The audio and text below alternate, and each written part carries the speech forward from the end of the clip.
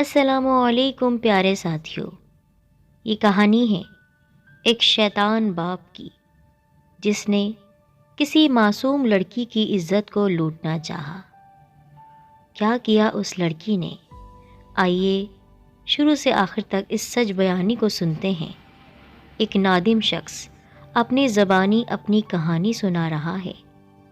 گزارش کرتی ہوں اس سے پہلے ہمارے چینل سعیدہ وائس کو سبسکرائب کر دیں اور ویڈیوز کی اپڈیٹس اور نوٹیفیکیشنز کے لیے بیل کو ضرور دبائیے۔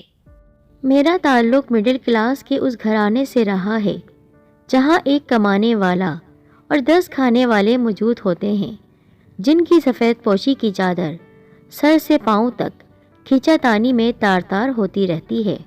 میں 7 بہنوں کا اکلوتا بھائی ہونے کی وجہ سے والدین اور بہنوں کی امیدوں کا مرکز تھا۔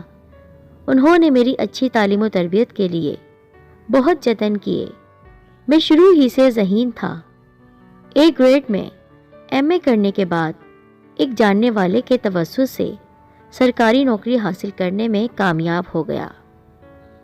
جب میری تمام بہنیں کسی نہ کسی طور پر ٹھکانے لگ چکیں، میرا مطلب ہے اپنے گھر کی ہو گئیں، تو اماں کو ہوش آیا۔ میری شادی کے بارے میں سوچا گیا۔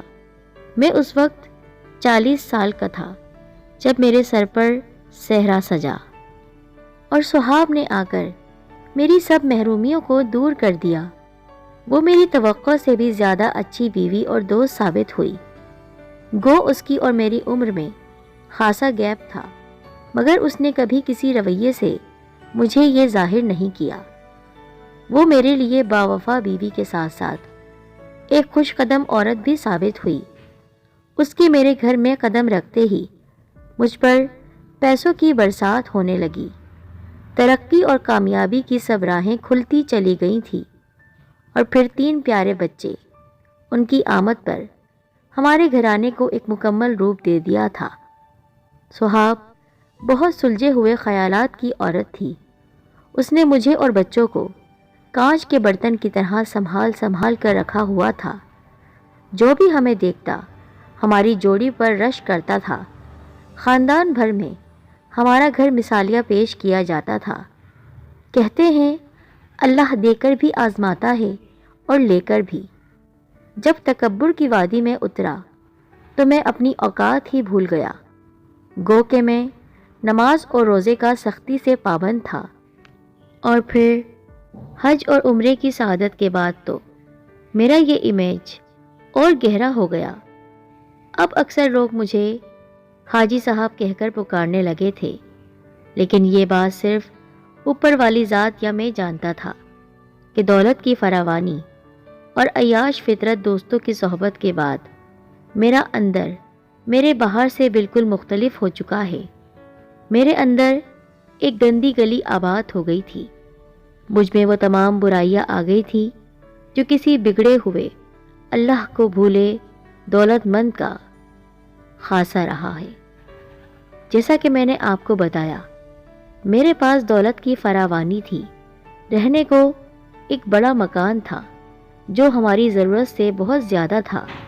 ان دنوں میرے بڑے بہنوئی کو ملازمت کے سلسلے میں ہمارے شہر شفٹ ہونا پڑا، تو سب سے بڑا مسئلہ ان کی اچھی جگہ رہائش کا تھا، اور پھر اماں کے کہنے پر میں نے انہیں اپنے مکان کے اوپر والے پورشن میں رہنے کی اجازت دے دی تھی۔ بہن اور بہنوئی کے علاوہ بہنوئی کی بیوہ بہن اور اس کی کمسن بیٹی ندا بھی ہمارے ہاں ہی رہنے لگی۔ ندا کو جب میں نے پہلی بار دیکھا تو وہ مجھے ایک عام سی دبلی پتلی لڑکی بلکہ بچی لگی تھی۔ وہ اس وقت 9ویں کلاس میں تھی۔ اس کی ظاہری شخصیت نے مجھ پر کوئی خاص تاثر قائم نہ کیا تھا، لیکن گھریلو کام میں وہ بہت پھرتی دکھاتی تھی، جس کی وجہ سے میری بیوی سہاب سے اس کے تعلقات بہت اچھے ہونے لگے۔ یوں اس کا نیچے ہمارے پورشن میں آنا جانا، اٹھنا بیٹھنا اور سونا ہو گیا تھا۔ وہ اکثر گھر کے کاموں میں سہاب کا ہاتھ بٹانے لگی تھی، اور بدلے میں اپنی بیوی کے کہنے پر پڑھائی میں اکثر اس کی مدد کرنے لگا تھا، اور پھر رفتہ رفتہ وہ مجھ سے بھی سہاب کی طرح قریب ہوتی چلی گئی، بلکہ اس سے بھی زیادہ کہ میں اس کی نظر میں ایک آئیڈیل انسان تھا۔ انکل جی، انکل جی کہتے کہتے ندا کی زبان نہ تھکتی تھی۔ شاید وہ باپ کی شفقت سے محروم لڑکی انجانے میں مجھ میں یہ مقدس رشتہ تلاش کرنے لگی تھی۔ شروع میں تو میں نے بھی ایک بزرگ کی طرح ہی اسے ڈیل کیا تھا، مگر آہستہ آہستہ میرے اندر کا ہوس زدہ مرد اسے صرف ایک لڑکی کی نظر سے دیکھنے لگ گیا تھا، اور یوں یہ کہانی شروع ہو گئی۔ ندا، ندا کہاں ہو تم؟ میں لاؤنج میں داخل ہوتے ہی پکارا۔ جی انکل جی۔ وہ ڈرائنگ روم سے بغیر دوپٹے کے صافی ہاتھ میں لیے برآمد ہوئی تھی۔ گھر کے تمام لوگ حسب معمول بھری دوپہر میں اپنے کمروں میں سو رہے تھے، جبکہ وہ صفائی میں مصروف تھی۔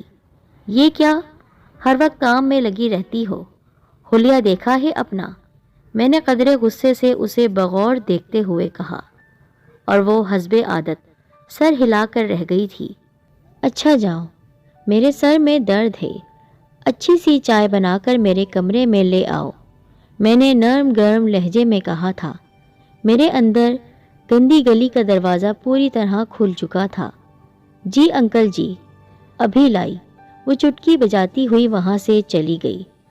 ندا چائے لے کر میرے کمرے میں آئی تو میں اسے ہی دیکھ رہا تھا۔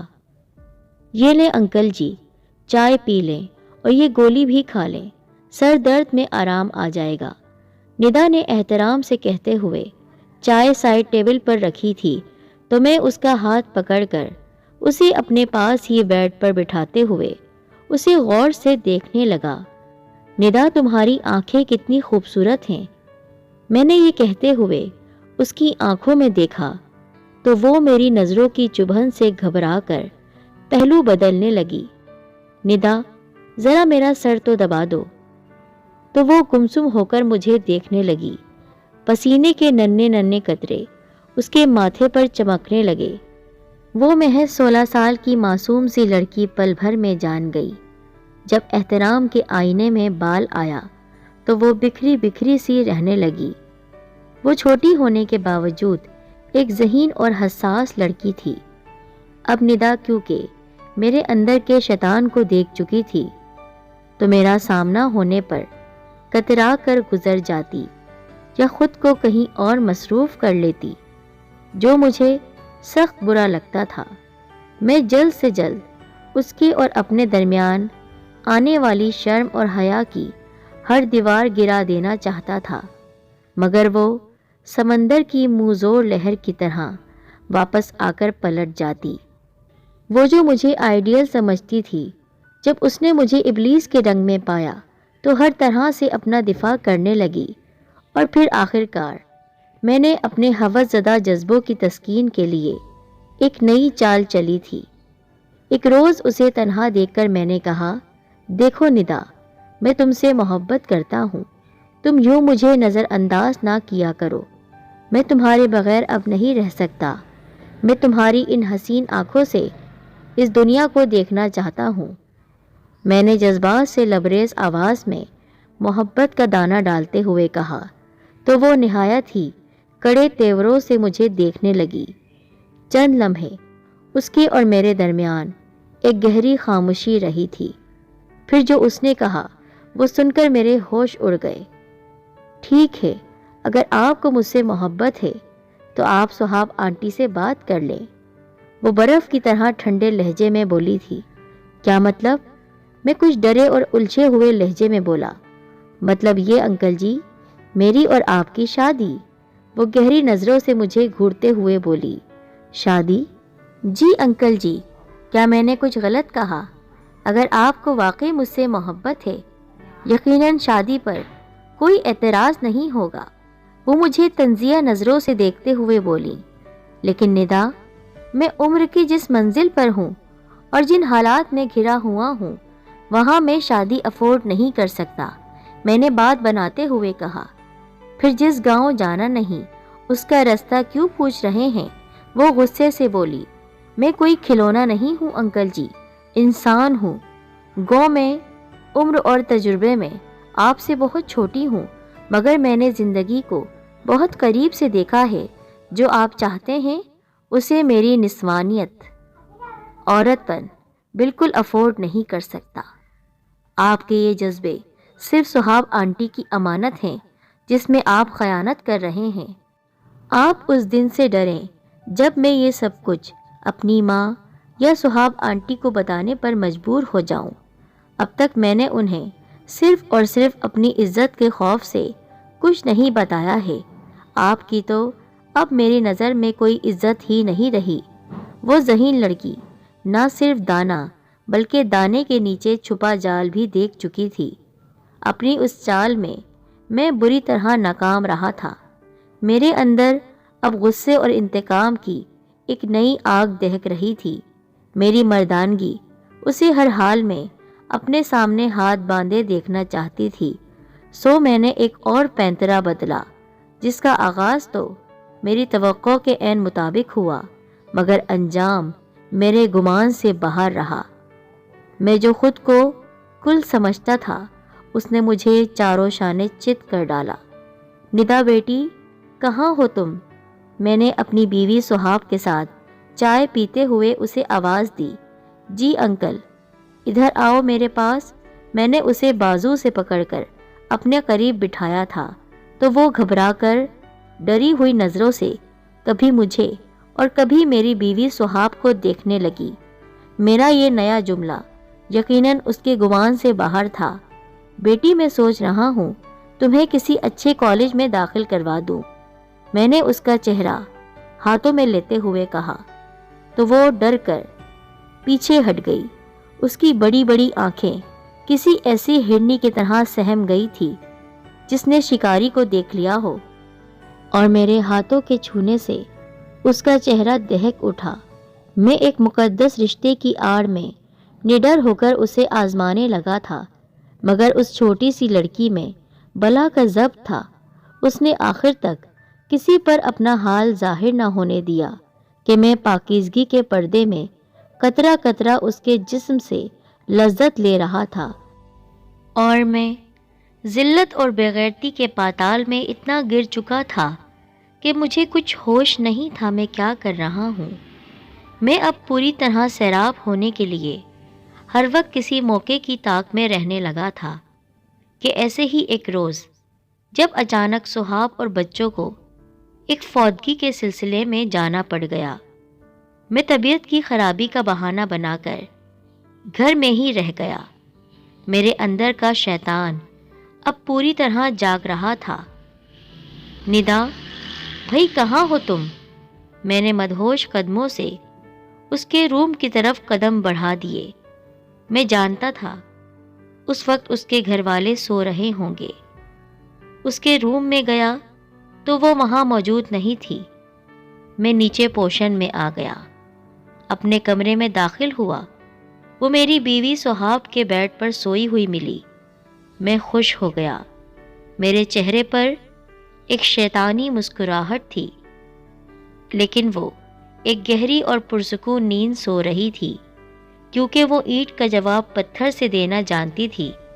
उसने खुद अपनी ज़ुबानी अपनी इज्जत हारने के बजाय ज़िंदगी हार दी थी, क्योंकि वो जान गई थी वो ज़्यादा देर मेरा मुकाबला नहीं कर पाएगी। सो उसने बिना किसी से कुछ कहे चुपचाप खुदकुशी कर ली थी। ये मंज़र देखकर अज़ियत और वहशत का एक जहन्नुम था जो मेरे इर्द गिर्द दहक रहा था। फिर मैं ज़िंदा होकर भी ज़िंदा ना रहा। मैं आज तक उसकी वो फातिहाना मुस्कुराहट नहीं भूल सका हूँ जो मौत के बाद उसके मासूम चेहरे को घेरे हुई थी। और आज जब मैं अपनी बेटी के चेहरे पर वही तासुर देखता हूँ तो अंदर ही अंदर हिल जाता हूँ। मेरी निगाहें अपनी बेटी के करीब मौजूद हर मोतबर से मोतबर रिश्ते और चेहरे में अपने गुनाहों का अक्स देखने लगती हैं कि जैसे उसके चारों तरफ मैं ही मैं मौजूद हूँ। और मैं क्या हूँ ये मैं अच्छी तरह जानता हूँ। अब तो बस हरदम मैं अल्लाह से मुआफ़ी और रहम की भीख के साथ یہ دعا کرتا ہوں کہ میرے گناہوں کا کفارہ میری بیٹی کو نہ ادا کرنا پڑے۔ السلام علیکم۔